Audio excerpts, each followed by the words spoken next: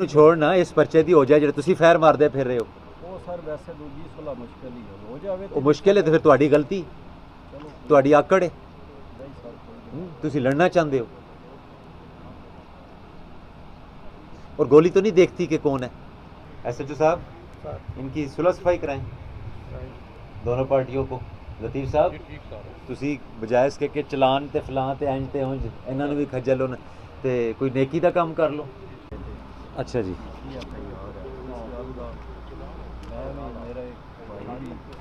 ਇਹ 2022 ਦਾ ਕੋਈ ਲੜਾਈ ਹੋਈ ਹੈ?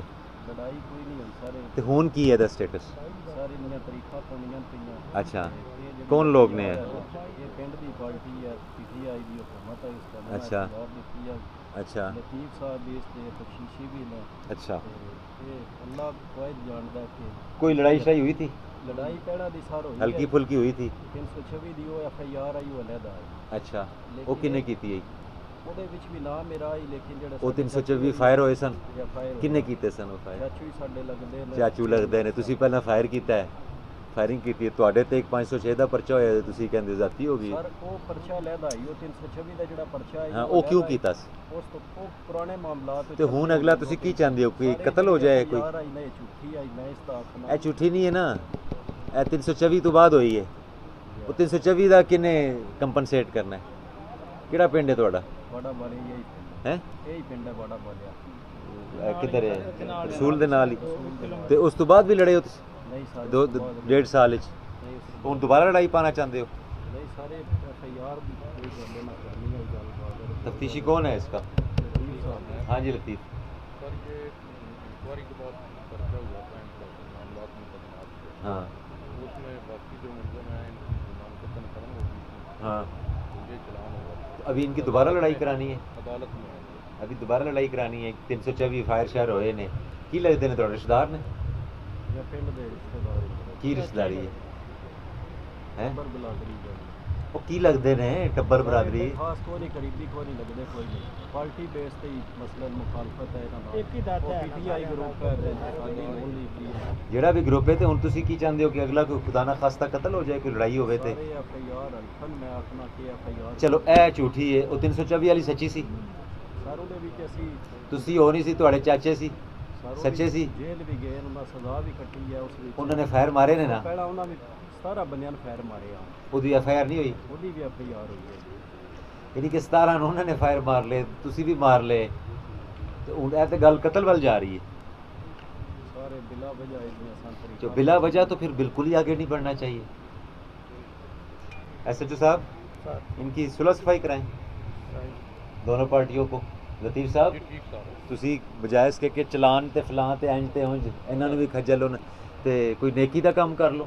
सुलह करवा ਹੈ ਸੁਲਹ ਨਹੀਂ, ਸਾਨੂੰ ਜਿਹੜਾ ਨਾ ਕੋਈ ਤੁਹਾਨੂੰ ਕੰਪਨਸੇਟ करना है कैसे कराएंगे? सुलह करना चाहते हैं?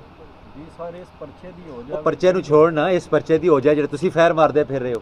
ਉਹ ਸਰ ਵੈਸੇ ਦੂਜੀ ਸੁਲਾ ਮੁਸ਼ਕਿਲ ਹੀ ਹੋ ਜਾਵੇ। ਉਹ ਮੁਸ਼ਕਿਲ ਹੈ ਤੇ ਫਿਰ ਤੁਹਾਡੀ ਗਲਤੀ, ਚਲੋ ਤੁਹਾਡੀ ਆਕੜ ਹੈ। ਨਹੀਂ ਸਰ ਕੋਈ ਤੁਸੀਂ लड़ना चाहते हो और गोली तो नहीं देखती कि कौन है, नहीं सर बिल्कुल राइट।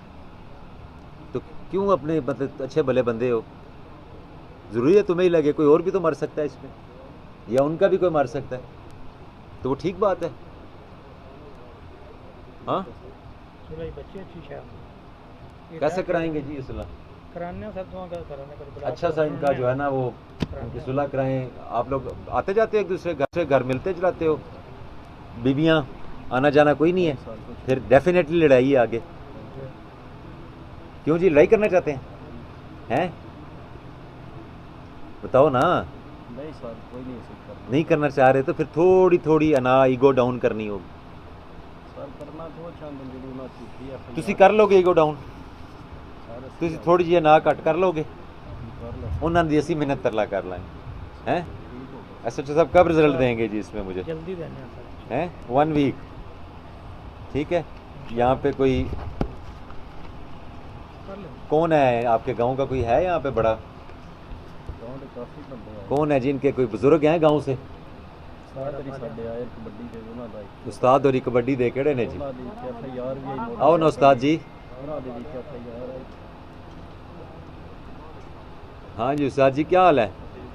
आप तो स्पोर्ट्समैन हैं, जी तो इनकी लड़ाइयाँ हो रही हैं, तो इनकी सुलह क्यों नहीं कराते? सुलह जी बड़ी मेरी की कराई है, वही नहीं। क्यों नहीं हुई? पहला वो दूसरा गाना ही करता, फिर ये नहीं ਇਹ ਨਹੀਂ ਕਰਦੇ, ਫਿਰ ਉਹ ਨਹੀਂ ਕਰਦੇ, ਤੇ ਉਹ ਕੋਈ ਵਿੱਚ ਅੱਗ ਲਾਉਣ ਵਾਲੇ ਹੋਣਗੇ ਨਾ, जी ਛੜਨ ਵਾਲੇ ਹੋਣਗੇ, जी ਜਿਹੜੇ ਉਹ ਨਹੀਂ ਚਾਹੁੰਦੇ ਕਿ ਸੁਲਹ ਨਾਲ ਰਹਿਣ। जी ਰਿਸ਼ਤੇਦਾਰੀ ਕੀ ਹੈ ਇਹਨਾਂ ਦੀ ਆਪਸ ਵਿੱਚ?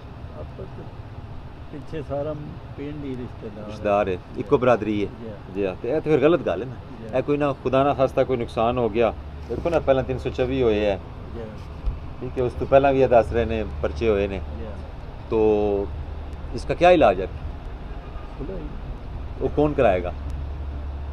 ये ਤੁਸੀਂ ਇਹਨਾਂ ਵੱਲੋਂ ਉਹਨਾਂ ਵੱਲੋਂ ये ना बोल ਇਹ ਕਬੱਡੀ ਤੁਸੀਂ ਤੇ ਨਹੀਂ ਤਿਆਰ ਕੀਤੇ ਲੜਾਈ ਵਾਸਤੇ ਇਹਨਾਂ ਨੂੰ? नहीं हैं? लड़ाई वास्ते नहीं कीती हुई हाँ। इतने ना ग्राउंड ट्रेनिंग कराई ਟ੍ਰੇਨਿੰਗ ਕਰਾਉਂਦੇ ਹੋ ਤੇ ਅੱਲਾ ਦੇ ਬਦੇ ਸਪੋਰਟਸਮੈਨ ਤੇ ਜਿਹੜਾ ਹੈ ਉਹਦੀ ਤੇ ਬੜੀ ਪੋਜ਼ਿਟਿਵ ਸੋਚ ਹੁੰਦੀ ਹੈ। जी मैं तो बड़ी कोशिश की ना दराज ਚਲੋ ਐਸਐਚਓ ਸਾਹਿਬ ਇੱਕ ਐਫਰਟ ਤੁਸੀਂ ਕਰਨੀ ਹੈ। मैं लिख लिया कौन कराएगा सुलह अच्छा ठीक है, एक एफर्ट आपने करनी है, इंशाल्लाह सर होगा। तो ना हुई तो फिर मैं आ जाऊंगा, कुछ मेहनत तरला करेंगे, फिर कितने जाएंगे, जी थोड़ी थोड़ी ना डाउन करनी, जी ठीक है।